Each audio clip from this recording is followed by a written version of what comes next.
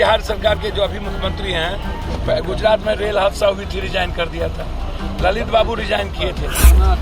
अब रिजाइन का कोई गुंजाइश है?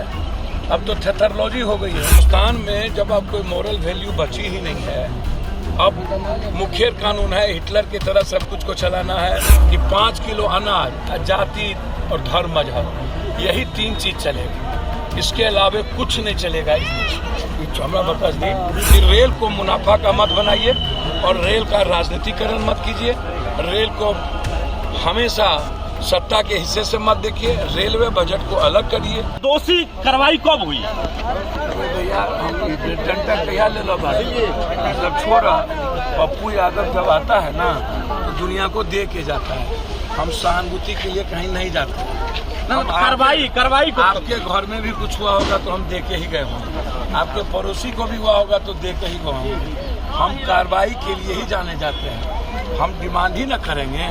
अब मूल्यों का, नैतिकता का कोई जगह तो बचा नहीं, मॉरल वैल्यू है नहीं।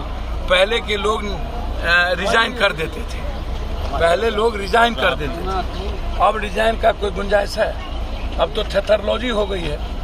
आप अभी तक में मंत्री को रिजाइन कर देने की जरूरत थी। हमारे ही बिहार सरकार के जो अभी मुख्यमंत्री हैं, गुजरात में रेल हादसा हुई थी, रिजाइन कर दिया था। ललित बाबू रिजाइन किए थे। हिंदुस्तान में जब अब कोई मॉरल वैल्यू बची ही नहीं है, अब मुखिया कानून है, हिटलर की तरह सब कुछ को चलाना है। उन लोगों ने मान लिया है कि 5 किलो अनाज, जाति और धर्म मजहब, यही 3 चीज चलेगी। इसके अलावा कुछ नहीं चलेगा इस देश में। हमरा बता दी मदद करे खातिर हम आयल बानी और हमार आवाज सुनत प्रधानमंत्री भी या सब लोग। हम आग्रह करब कि रेल को मुनाफा का मत बनाइए और रेल का राजनीतिकरण मत कीजिए। रेल को हमेशा सत्ता के हिस्से से मत देखिए। रेलवे बजट को अलग करिए।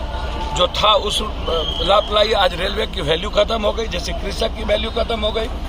बिजली और रेल आम आदमी से जुड़ा हुआ है, अस्पताल आम आदमी से जुड़ा हुआ है, स्कूल।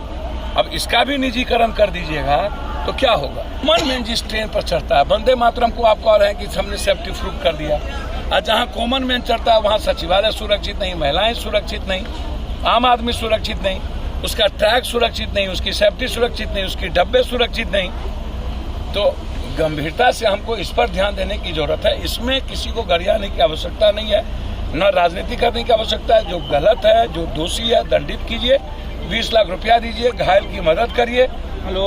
और नौकरी का भी मांग और भैया वो तो अपने समय पर है, वो सरकार रेलवे उसको देना ही पड़ेगा। जो भी देगी या तो पैसा देगा या तो नौकरी देगी। लेकिन इसमें मोरल ग्राउंड खत्म हो गई है। मंत्री को किसी कीमत पर रिजाइन करना चाहिए।